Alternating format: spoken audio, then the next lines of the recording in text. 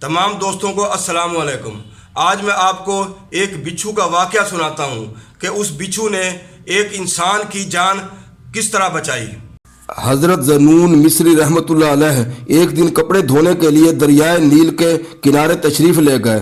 اچانک انہیں ایک موٹا تازہ بچھو دکھائی دیا جو ساحل کی طرف جا رہا تھا۔ جب وہ کنارے پر پہنچا تو پانی سے ایک کچھوا نکلا اور سطح پر تیرنے لگا۔ بچھو نے جب اسے دیکھا تو کود کر اس کی پشت پر سوار ہو گیا۔ کچھوا اسے ایک کنارے سے دوسرے کنارے کی طرف لے چلا۔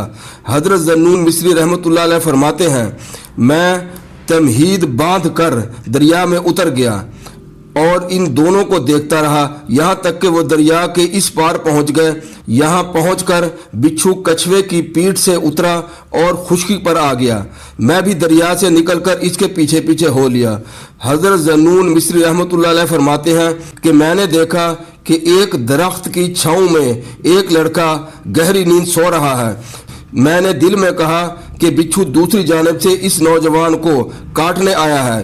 ابھی میں یہ سوچ ہی رہا تھا کہ اچانک مجھے ایک زہریلا سانپ دکھائی دیا جو اس سوئے ہوئے لڑکے کی طرف بڑھ رہا تھا، لیکن ابھی وہ لڑکے کے پاس پہنچا ہی تھا کہ بچھو آگے بڑھا اور سانپ کے سر سے چمٹ گیا، یہاں تک کہ تھوڑی ہی دیر میں سانپ کو مار ڈالا اور خود مر گیا، لیکن اللہ تعالیٰ نے اس نوجوان کو ان سے بچایا۔